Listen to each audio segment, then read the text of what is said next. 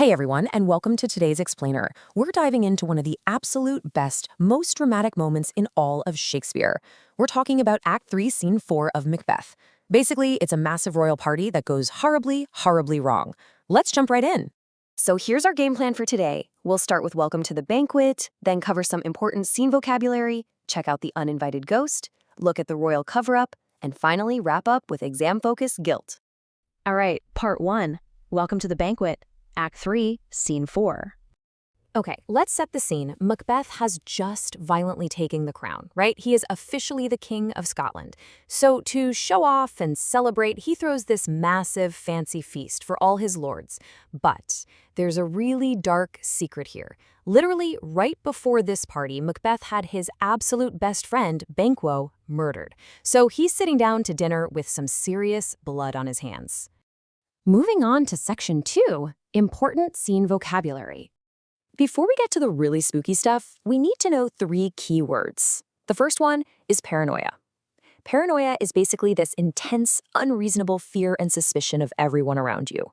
And Macbeth, he's got severe paranoia right now. He is absolutely terrified of losing his new power, so he doesn't trust a single soul. Our second word is hallucination. A hallucination is when your brain tricks you into seeing something that isn't really there. Definitely remember this word, guys, because a major, spooky, supernatural hallucination is about to completely ruin Macbeth's dinner party. And our third word is conscience. Your conscience is that little inner voice inside your head. It's your sense of right and wrong. When you do really bad things, like having your best friend murdered, your conscience creates this intense, heavy feeling of guilt in your mind. Keep those 3 words handy, okay? All right, Section 3, the uninvited ghost. Now, as we watch this scene unfold, I really want you to ask yourself a question. Is this ghost actually real? Or is it just Macbeth's guilty conscience playing some very nasty tricks on him?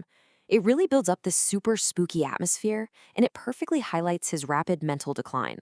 So get this, right in the middle of the feast, Banquo's bloody, beaten ghost just walks right in, and of all places, it sits directly in Macbeth's own chair. Imagine the absolute shock here. Macbeth is expecting to sit down, look like a tough, powerful king, and enjoy his feast. But instead, he's staring face to face at the bloody result of his own violence. Now, here is a really, really vital fact to remember. Only Macbeth can see this ghost. None of the other guests see a thing. To them, he's just yelling at a completely empty chair.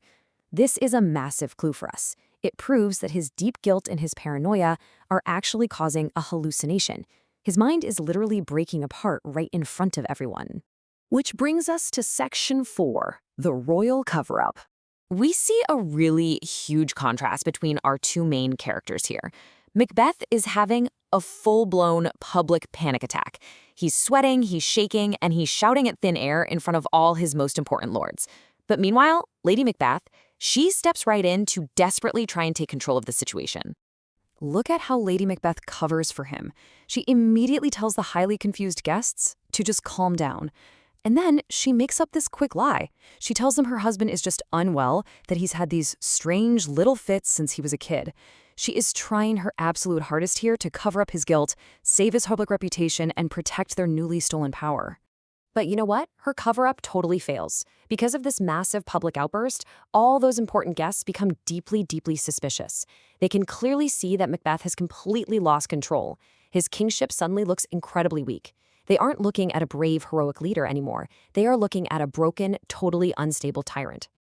Okay, let's look at Section 5. Exam focus. Guilt.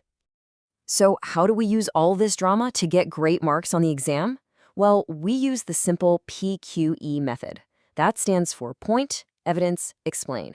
It's an amazing tool because it helps structure your thoughts perfectly. And always remember the golden rule of exam timing. 1 mark equals 1 minute of writing. So if you're looking at a 10-mark question, you should spend about 8 to 10 minutes writing out a really clear PQE paragraph. Let's walk through a concrete, step-by-step example together using that super dramatic ghost scene. Step 1, make your point. You could write, Macbeth's guilt makes him lose control. Step 2, give your evidence. You write, for example, he sees Banquo's ghost sitting in his chair at the banquet. And step 3, you explain what that actually means. You write, this shows that his guilty conscience is completely destroying his mind, which makes him hallucinate in public. And honestly, just like that, you've taken this crazy, exciting story and turned it into a completely perfect exam answer. Well, we're going to wrap up there for today. But before you go, I want to leave you with one final big thought to chew on. Ask yourself this: does this public collapse mark the beginning of Macbeth's unstoppable downfall? Really think about the heavy cost of his ambition here. He wanted power so badly, but his guilty mind is just tearing it all away. Thanks so much for joining me on this explainer, and definitely keep practicing those PQE paragraphs.